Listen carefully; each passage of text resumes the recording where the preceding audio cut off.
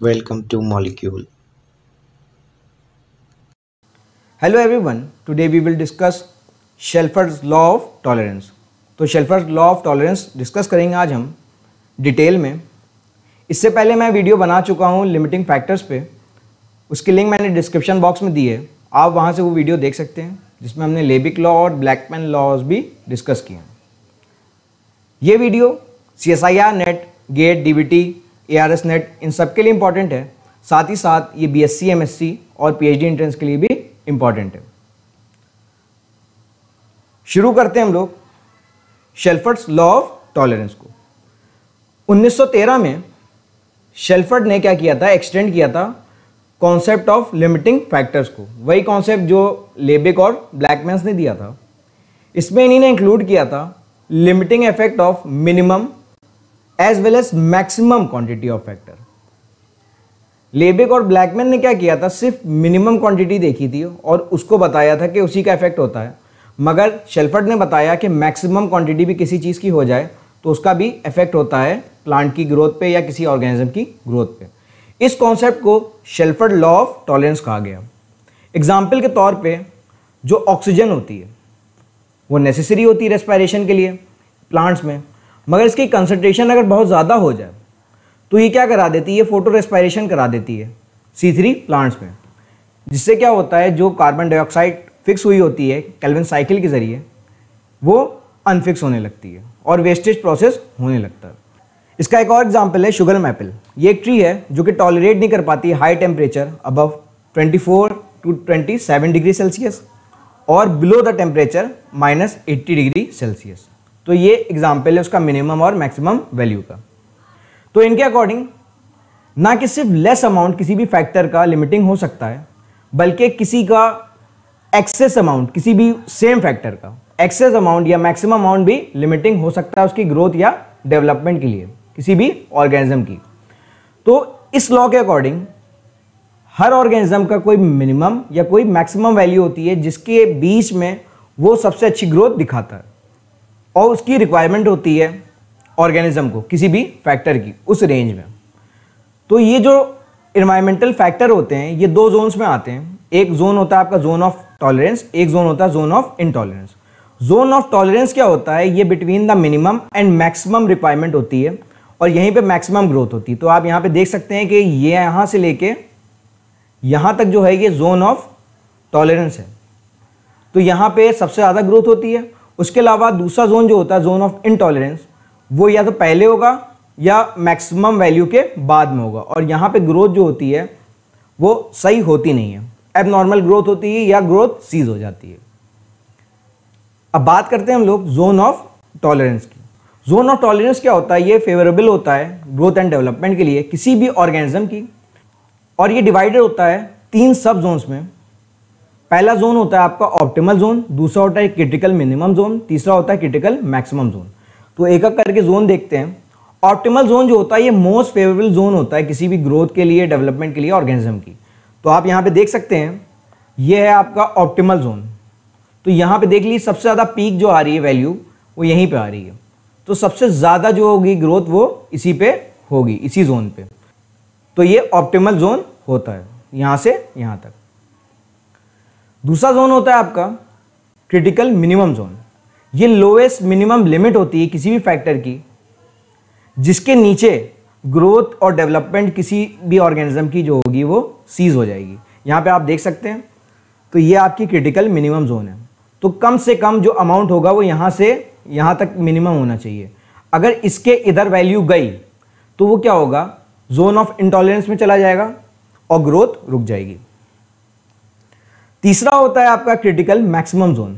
ये जो होती है ये हाईएस्ट मैक्सिमम लिमिट होती है किसी भी फैक्टर की, और उसके ऊपर अगर इससे ज़्यादा एक्सेस में हो जाएगा कोई भी फैक्टर तो वो क्या करेगा, ग्रोथ एंड डेवलपमेंट को अफेक्ट करेगा ऑर्गेनिज्म की और ग्रोथ एंड डेवलपमेंट सीज हो जाएगी।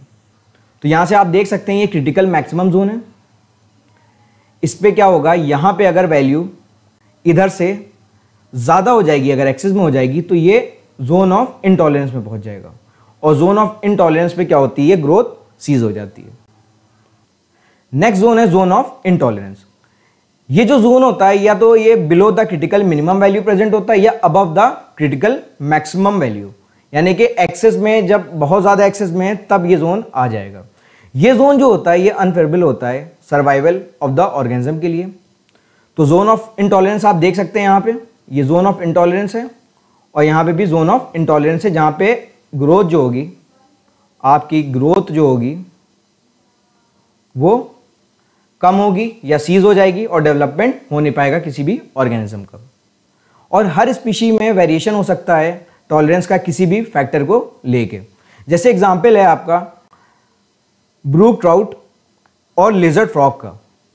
ब्रूक ट्राउट एक फिश है, आप यहाँ पे देख सकते हैं ये फिश, ये क्या करती है, इसका जो एग होता है वो डेवलप करता है 0 से लेके 12 डिग्री के बीच में, और ऑप्टिमल कब होता है, वो ऑप्टिमल होता है 4 डिग्री सेल्सियस पे। लिजर्ड फ्रॉग का जो एग होता है वहीं पे वो डेवलप होता है 0 से 30 डिग्री तक। तो इसकी देख रहे हैं आप यहाँ पे वाइड रेंज है, और इसका जो ऑप्टिमल होता है वो होता है 22 डिग्री सेल्सियस के ऊपर। सबसे ऑप्टिमल टेम्परेचर का यही होता है। तो मगर यहाँ पे अगर देखिए तो इसमें रेंज जो है वो लगभग 30 डिग्री सेल्सियस के आसपास है, इसकी रेंज जो है वो 12 के आसपास है।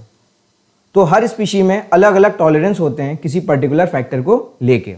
तो ऑर्गेनिज्म के पास नैरो रेंज हो सकती है किसी एक फैक्टर की, मगर वाइड रेंज हो सकती है किसी और फैक्टर की। तो वो डिपेंड करता है स्पीशीज टू स्पीशीज पे।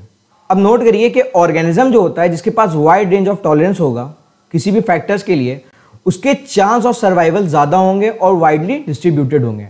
अब एग्जाम्पल के तौर पे यहाँ पे देखें, जैसे यहाँ पे क्या है, यहाँ पे आपकी ट्रीज़ हैं, ठीक है, ट्रीज़ हैं, ठीक है। यहाँ पे क्या है, यहाँ पे मीट है, फॉर एग्जाम्पल एनिमल मीट, ठीक है। अब अगर हम ग्रोथ देखें तो जो ट्रीज़ हैं तो हर्बीवोर्स जो होंगे वो हर्बीवोर्स का अगर ग्राफ देखिए तो ये यहाँ तक ही आएगा। क्यों? क्योंकि ये सिर्फ हर्बीवोर ही करेंगे, अपनी ट्रीज़ खाएंगे। अब अगर हम लोग यहाँ पे किसी ओमनीवोर की बात करें तो ओमनीवोर तो ट्रीज़ भी खा सकता है, वेज और नॉन वेज, मतलब मीट भी खा सकता है और ट्रीज़ भी खा सकता है। तो ये क्या हो गया, ये आपका ओमनीवोर हो गया, ठीक है। और ये क्या है आपका, ये आपका हर्बीवोर है, ठीक है।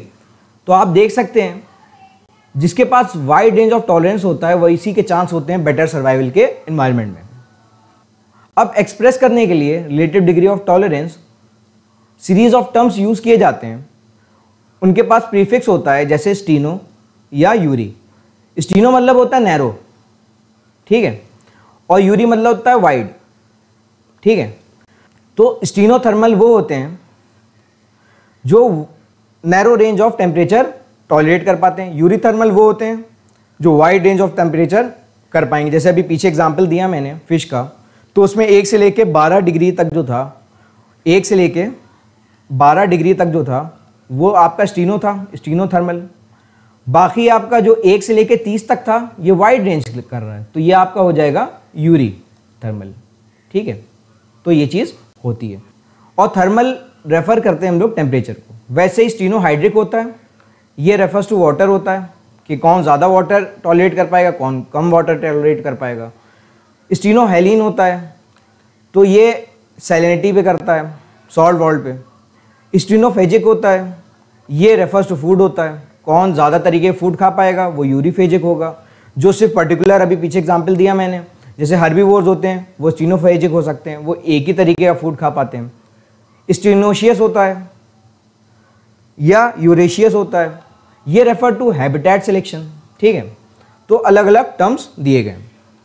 तो एग्जाम्पल के तौर पे जो स्टीनोथर्मल होते हैं वो टॉलरेट कर पाते हैं नैरो रेंज ऑफ टेम्परेचर को, यानी कि ज़्यादा टेम्परेचर के डिफरेंस को वो टॉलरेट नहीं कर पाते हैं। यूरीथर्मल जो होते हैं वो वाइड रेंज ऑफ टेम्परेचर को टॉलरेट कर सकते हैं, मतलब ज़्यादा डिग्री सेल्सियस। जैसे अभी एग का एग्जांपल पीछे दिया था, तो उसमें वो 0 से लेके 30 डिग्री तक जो उसके एग थे वो डेवलप हो जाते थे, उसके 0 डिग्री से 12 डिग्री तक हो रहे थे। तो जो 0 से 30 तक था वो आपका यूरीथर्मल था, ठीक है। अब अगर इसका एग्जाम्पल दिया जाए तो मानिए 3 स्पीशीज़ हैं, ठीक है, और यहाँ पे हमारे पास टेम्परेचर है, ठीक है। फॉर एग्जांपल यहाँ पे मान लिया हमने 10 डिग्री, 20 डिग्री, 30 डिग्री, 40 डिग्री, ठीक है, और यहाँ पे मान लिया 50 डिग्री, ठीक है, समझने के लिए। तो फॉर एग्जांपल एक स्पीशी है जो यहाँ से लेके यहाँ तक का 50 डिग्री तक का, मानिए स्पीशी ए है, जो इतना टेम्परेचर आपका बेयर कर सकती है और इसमें ग्रो कर सकती है, ठीक है। यह है आपकी ग्रोथ, यह है ग्रोथ, ऊपर ग्रोथ जा रही, ठीक है। तो ये स्पीशी ए है। अब यही माना हमने एक स्पीशी बी थी जो सिर्फ 10 से लेके 20 तक का टेम्परेचर बेयर कर पाती थी, वही टॉलरेट कर पाती थी, और स्पीशी सी थी जो लगभग 35 से लेके 50 तक का करती थी, ठीक है। तो अब अगर इसमें देखा जाए तीनों स्पीशी में, तो जो स्पीशी ए है, स्पीशी ए जो है आपकी, वो है आपकी यूरीथर्मल, ठीक है। तो ये कैसी है? यूरीथर्मल। क्यों? क्योंकि ये वाइड रेंज ऑफ टेम्परेचर को बेयर कर पा रही है। बाकी जो ए है और आपकी बी है, ये कैसी है? ये भी स्टीनो है, ठीक है, और ये वाली भी स्टीनो है। तो समझ में आ गया होगा आपको, जो यूरीथर्मल होते हैं वो वाइड रेंज को टॉलरेट कर सकते हैं, बाकी जो स्टीनोथर्मल होते हैं वो नैरो रेंज ही टॉलरेट कर पाते हैं किसी भी फैक्टर की। तो आज हमने बात कर ली शेल्फर्स लॉ ऑफ टॉलरेंस की डिटेल में। आई होप आपको ये वीडियो पसंद आई होगी। अब नेक्स्ट वीडियो में हम हैबिटेट एंड निश के बारे में बात करेंगे। Thank you. Please like, share and subscribe.